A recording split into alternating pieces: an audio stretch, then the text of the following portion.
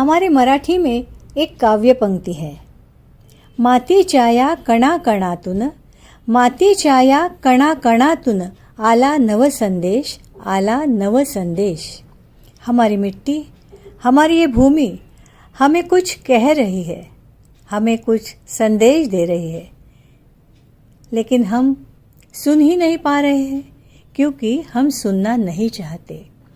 अगर हम इस संदेश को, मिट्टी की इस आवाज़ को सुनना चाहते हैं, अगर हम कोशिश करते हैं तो ज़रूर सुन पाएंगे। नमस्कार, मेरा भारत महान में आप सबका स्वागत है।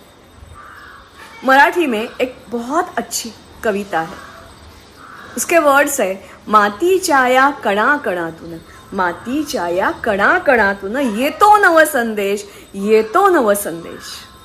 हाँ, सच बात है, हमारी मिट्टी हमसे बोलती है, खाली वो सुनने की आपको क्षमता होनी चाहिए। जो इसको सुन सकता है वो इतिहास रचता है, नया इतिहास बनाता है। ऐसे ही एक इतिहास कुछ महीने पहले भारत में रचा गया। आज वो इतिहास क्या है, क्या नया हो गया, ये जानने के लिए हम आज जा रहे हैं गुजरात। उसका एक छोटा सा जिला है पंचमहाल, और उसमें एक छोटा सा पावागढ़ और चंपानेर करके कॉम्प्लेक्स है। कॉम्प्लेक्स मतलब बड़ा एरिया है, जैसे साउथ में हम्पी है ना, वैसे ये सारा एरिया, सारा का सारा गांव का गांव अभी यूनेस्को ने अपने लिस्ट में उसका समावेश किया हुआ है, और आर्कियोलॉजिकल सर्वे ऑफ इंडिया इसकी देखभाल करती है। आज हम उधर जाएंगे तो हमको क्या दिखेगा? ना उधर पूरा पुराना किला है वो दिखेगा, ना पैलेस दिखेंगे, ना बड़े बड़े सरदार रिच लोग उनके जो वाड़े हैं वो नहीं दिखेंगे, कोई कोई मंदिर टूटे हुए दिखेंगे। हाँ, मंदिर बहुत है और मस्जिदें भी बहुत है। फिर भी एक समय ऐसा था कि ये भारत का नहीं बोल रही हूँ मैं, सारे जगत में सबसे रिचेस्ट चंपानेर स्टेट और चंपानेर सिटी थी। उसका थोड़ा सा पुरावा आज भी हमको मिलता है। उधर रानी की बावड़ी हो या बड़े बड़े कुछ ऐसे टूटे हुए जो कुछ है वो मंदिर हो, वो दिखाई देते हैं। इतना ही नहीं, most populated city of the world थी चंपानेर। 1000 साल में इसकी प्रजा, उसकी संख्या थी 1 लाख लोग इधर रहते थे बहुत आराम से, क्योंकि व्यापार में ये बहुत बढ़िया था। और इधर के जो राजे थे वो बहुत प्रजा का ख्याल करने वाले और व्यापार को समृद्धि, खेती को समृद्धि बहाल करने वाले, बढ़ावा देने वाले थे। तो बाद में आज हम उधर जाएंगे तो चंपानेर एक छोटा सा, और पावागढ़ तो बहुत दुर्गम एक पहाड़ी पे बना हुआ है। और ये जो पावागढ़ है वो पावागढ़, पाव मतलब पाव, जो सती है उसके पाव इधर थे। 51 जो हमारे शक्तिपीठ है, वो शक्तिपीठ में एक शक्तिपीठ ये इधर था। फिर भी 500 साल बीच में ऐसे गए, 500 साल। ये मंदिर के ऊपर का जो कलश था वो तोड़ा गया, फोड़ा गया, और उसके ऊपर एक दरगाह बनाया गया। ये जो दरगाह था वो किसका था? सदन का, दहेग का, उसका ये दरगाह था। जब ही पंतप्रधान मोदी गुजरात के चीफ मिनिस्टर थे तो उनको बहुत दुख होता था। उन्होंने वो दरगाह वालों को दूसरी जगह दे दी और एक बड़ा कोट्यावधि रुपयों का प्रोजेक्ट हाथ में ले लिया। उसमें ये जो पूरा का पूरा दरगाह है वो हटा के दूसरे बाजू लेकर गए, और उधर पूरा मंदिर का जो कलश है वो बन गया। और 500 साल के बाद उसके ऊपर भगवी ध्वजा फहराई गई। इसके लिए हमारे प्रधानमंत्री उधर खुद आए हुए थे। उन्होंने बोला था कि हर किसी ने सपना देखना चाहिए, वो सपना पूरा करने की हिम्मत रखनी चाहिए, मेहनत करनी चाहिए, और सपना पूरा होता ही है। जैसे ये सपना पूरा हो गया। 500 साल जो कलश गायब था, हिंदू ध्वजा गायब थी, उसके ऊपर कौन राज करता था, क्या इसका महत्व था, लोग भूल गए थे। सारे सारे सारे महान भारत जब हम बोलते हैं तो महानता किसके किस में थी, ये देखने का प्रयास ये स्टोरी में करेंगे। हाँ, ये स्टोरी ही है, स्टोरी ही है। इतना ही नहीं, तभी नरेंद्र मोदी जी को एक वट वृक्ष, उसका छोटा सा एक जो क्या बोलते हैं रोप उसको दिया गया। क्यों वट वृक्ष है? क्यों? क्योंकि वो इलाके में 5 लाख से ज्यादा वट वृक्ष लगाने वाले हैं, पूरी टेकड़ी हरी भरी होने वाली है। इतना ही नहीं, ये जो वट वृक्ष है ये प्रतीक है विश्वास का। जैसे हमने शुरू में बोला था कि भारत देश, भाषा अलग है, धर्म अलग है, हमारा पहनावा अलग है, खान पान अलग है, विश्वास एक है। वैसे ये विश्वास रखता है और अमर है, अमर्त्य है, उसकी शाखाएं जमीन में जाती है और फिर से वटवृक्ष बनता है। ऐसा वर्टिकल भी ये बढ़ता है और हॉरिजॉन्टल भी ये बढ़ता है। ये वटवृक्ष उसको दिया गया। तो ये कैसे सारा हो गया था? क्यों ये हमारा जो शक्तिपीठ है, वो शक्तिपीठ वो कैसे पीर में बदल हो गया, ये देखने की कोशिश आज हम ये कड़ी में करने वाले हैं। ऐसा बोला जाता है ये तो इलाका बहुत पुराना है। मतलब ये जो पहला इधर सती का जो मंदिर शक्तिपीठ बनाया गया वो विश्वामित्र ने बनाया। विश्वामित्र नाम तो आपको सबको पता है, बहुत उन्होंने तपस्या की थी, बहुत बड़े हमारे ऋषि थे, उन्होंने ये शक्तिपीठ बनाया था। उसके बाद ये जो आजू बाजू के जो आदिवासी लोग हैं, ये सारे आदिवासी जो लोग हैं, ये आदिवासी लोग, उनकी ये ग्राम देवता थी। उसके बाद उधर ये जो पुलकेशी, आप सबको पता है चालुक्य घराने का, उसका भी राज था। जब भी चालुक्य घराना कमजोर हो गया तो उधर खिंची चौहान आ गए। ऐसे बोला जाता है कि पृथ्वीराज चौहान वो जो राजपूत है उनके ही एक ब्रांच थी खिंची चौहान, उसने उनके ऊपर राज किया। बहुत प्रजादक्ष ये राजा थे, शूर तो थे ही थे। व्यापार को और खेती को इन्होंने बहुत बढ़ावा दिया था। बहुत सारे व्यापारी, बहुत सारे साहूकार इधर आके बस गए थे। और जब भी 1400 साल था, 1482 में, 1482 में ये सारा चित्र बदल गया। उधर उसी टाइम एक राजा राज्य करता था और उसको बोलते हैं पटवा राजा। कभी कभी उसको पटवा राजा प्यार से बोलते हैं। उसका राजा, उसका नाम था जयसिंह चौहान, खिंची चौहान।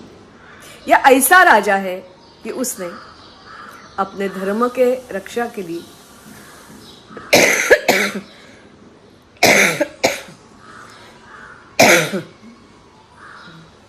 धर्म रक्षा के लिए अपने प्राणों का बलिदान कर दिया।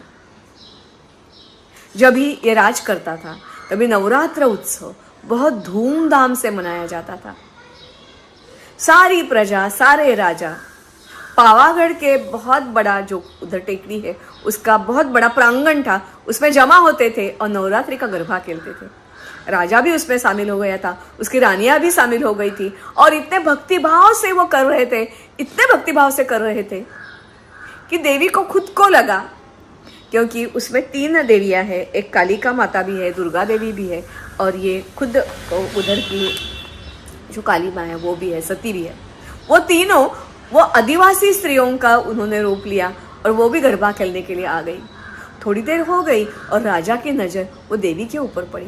वो तो पहचान नहीं पाया, इतने ग्रेसफुली वो डांस कर रही थी, गरबा कर रही थी, दिखने में इतनी तेज उसका जो पूरा चेहरा था, उसको क्या लगा पता नहीं, दुर्दैव उसका क्या हो गया पता नहीं। वो उसके पास गया, उसको टोक दिया गया मेरे पास नहीं आने का। ये माना नहीं। दूसरा टाइम हो गया, तीसरा टाइम हो गया, अब भी ये जो कुमारिका वेश में देवी थी वो प्रकट हो गई और उसने बोला इसका जो कई परिणाम है वो तुमको भुगतना पड़ेगा। और वो अंतर्धान हो गई। वो तो अंतर्धान हो गई, फिर भी उसका जो शाप था वो चंपानेर, पावागढ़ और खुद राजा को भी भुगतना पड़ा। कैसे? क्योंकि कुछ ही साल के बाद गुजरात का जो सुल्तान था मोहम्मद बेगड़ा बहुत क्रूर था। उसको तो विषारी राजा ऐसे बोला जाता है। क्यों बोला जाता है वो दूसरे स्टोरी बताएंगे, फिर भी वो विषारी, सचमुच वो विषारी था। उसके आजू बाजू कोई नहीं आता था। तो दो ही उसके मकसद थे, सारा इलाका, एक तो उसको धर्म परिवर्तन करने का, नहीं तो काट देने का। उसने अपने सरदार लोगों को बुलाया और चंपानेर के ऊपर भेज दिया। जब भी वो आता था तो आते समय जैसे हमेशा होता है वैसे ही हमारे इधर भी शिवाजी के टाइम पे भी देखा है और भी जगह देखा है, वो रास्ते में जो भी कोई ग्राम आते थे, खेती आती थी, वो नष्ट करता था, घर तोड़ देते थे, स्त्रियों को लूटपाट हो रही थी, घर लूट रहे थे, बहुत प्रजा त्रस्त हो गई। ये जब भी पटवा राजा ने सुना तो बहुत उसने हिम्मत, वो तो हिम्मती था ही था, शूर था ही था, उसकी सेना थोड़ी थी, फिर भी सारी सेना एक प्रण करके केसरिया बांध के टूट पड़ी। इसका एक सरदार मारा गया, कोई कैद हो गए, बुरी तरह से हार गया और बची खुची सेना वापस गई।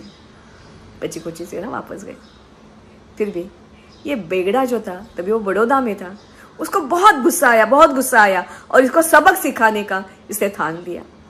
आजू बाजू के जितने सारे मुगल थे उनके पास से मदद लेने की कोशिश कर दी।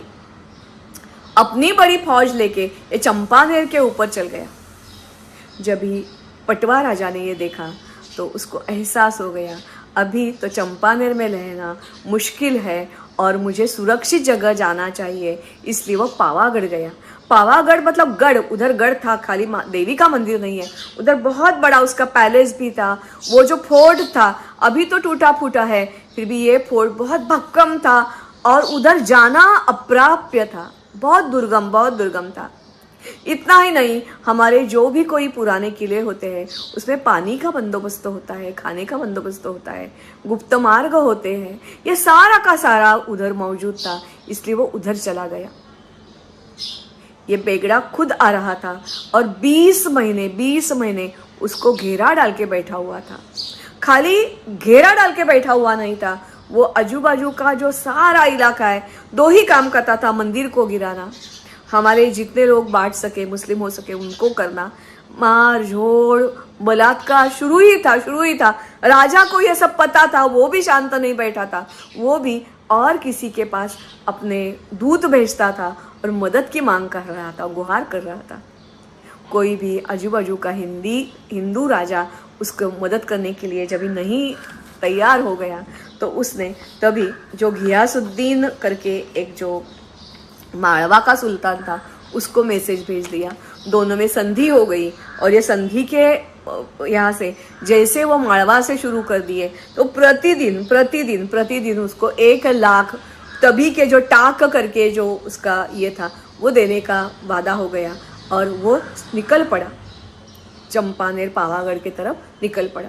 जैसे ये खबर मोहम्मद बेगड़ा को लगी उसने तुरंत उसको निरोप भेज दिया, उलेमा को भेज दिया और बोला गया, अरे कैसा तू है, हिंदू की मदद कर रहा है। और उसने ब्रेन वॉश करने के बाद घियासुद्दीन वापस चला गया। अभी इसने सोचा कि इसके साथ ही बात क्यों न कर दूं, उसके साथ बात कर दी। उसको ऐसे बोला जाता है 180 किलो सोना देने की उसने बात की। उसको तो सोना नहीं चाहिए था। उसने मोहम्मद बेगड़ा ने बोल दिया कि मेरी तलवार अभी तुम्हारे साथ बात करेगी। उसने दीव का उधर का जो कोई एक सुल्तान था, तभी वो actually he was from Russia, converted into Muslim, और उसके पास फॉरेन की तोफ थी, वो तोफ लेकर वो आ गया। तब तक ये सारे जो सैनिक थे वो एक भुयार बना रहे थे और जो गढ़ के बुरुज है उसके नीचे तक जाने का रास्ता बना रहे थे। जैसे तोफे आ गई, दोनों को मोहम्मद बेगड़ा और वो दीव का जो सुल्तान था बहुत खुश हो गए। उन्होंने आजू बाजू के जंगल से लकड़ी, बहुत सारी लकड़ी, ऐसा बोला जाता है कि 1 लाख रुपया टाक उसने खाली लकड़ी खरीदने के लिए खर्चा किया था। उधर के आदिवासी लोगों को क्या पता था ये लकड़ी बेचने से क्या होने वाला है। वो लकड़ी डाली गई, तोहफे तैयार की गई, वो अंदर गई और जोर से स्फोट होने लगे। ऊपर से राजा ये सारा देख रहा था। ऊपर तो खाली 700 सैनिक थे, महिलाएं थी, कोई ग्रामवासी गए थे, वो थे, सारे महिला और सारे बच्चे। उन्होंने उधर जोहार कर दिया, अग्नि को आपको अर्पण कर दिया। राजा घायल हो गया। उसका धर्मसी करके एक पंतप्रधान था, वो भी घायल हो गया। बुरी तरह से वो राजा हार गया। 700 सैनिक जो केसरिया पहन के गए थे, सारे के सारे मारे गए। इतना ही नहीं, उसको 3 बेटे थे। एक बेटा तो लड़ाई में मर गया, दूसरा एक जो बेटा था वो कामयाब हो गया, लिम्बाजी करके भाग गया, कैसे तो भाग गया।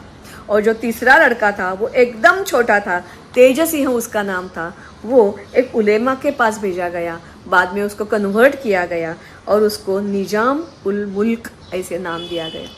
उसकी जो लड़कियां थी वो भी बेचारी इसके हाथ में पड़ गई। उनको भी हेराम में वो उसके जो होता है उधर भेजा गया।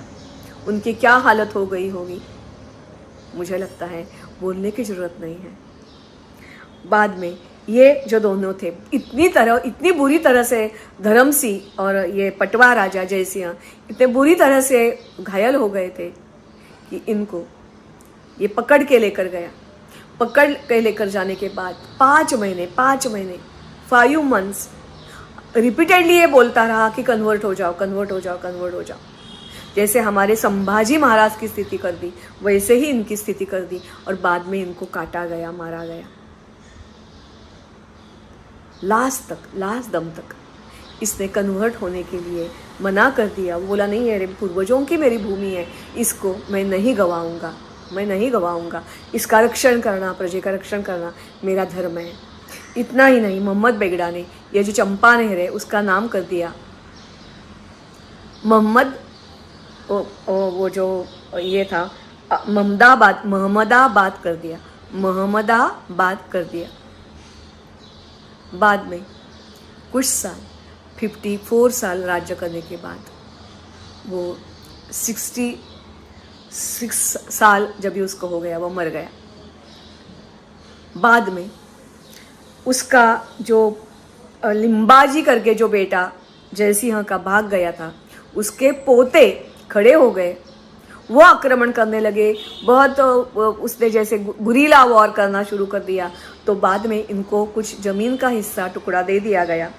उसके ऊपर उसने छोटा उदयपुर और बरिया 2 उधर डिस्ट्रिक्ट बनाए और राज करते गए। वो डिस्ट्रिक्ट अभी भी है, अभी भी वो समृद्ध भाग है। मोहम्मद बेगड़ा का क्या हो गया कुछ पता नहीं चलता है। मोहम्मदाबाद सिटी है कहाँ, वो तो नाम भी इतिहास में गुम हो गया। उसके बेटे अभी कहाँ है, क्या है, किसी को भी पता नहीं, क्योंकि दूसरे का छल करके, शाप लेके कोई भी अपने इरादे पूरे नहीं होते हैं। हाँ, अल्पकाल में लगता है मैं सक्सेसफुल हो गया, फिर भी अंतिम वो सक्सेस नहीं होता है। फिर भी ये तो बात जरूर हो गई, गुजरात के ये इलाके में आपको सारे दुर्गे या मस्जिद ऐसे ही मिलेगी। नीचे मंदिर है और ऊपर उनका दरगाह या मस्जिद है। हमको चिढ़ाने के लिए, कम हमको लिखने के लिए, ये सारा ये मोहम्मद बेगड़ा करता था। मोहम्मद बेगड़ा चला गया, विशारी राजा ये उसको किताब मिल गया और हमारा जयसिंह हमारे जैसे लोगों का आदर्श बन गया। चंपानेर और पावागढ़ फिर 2022 में उसी शान के साथ वो शक्तिपीठ के ऊपर कलश और उसके ऊपर फहराने वाला केसरी ध्वजा फिर से उधर आ गया। मुझे लगता है पंतप्रधान जैसे हम भी वो मातीच्या या कणाकणातून आया नव संदेश, वो संदेश सुनना शुरू करेंगे तो हो सकता है हमारे पुराने धरोहर उसी ऊंचाई पे हम लेकर जाएंगे। नमस्कार।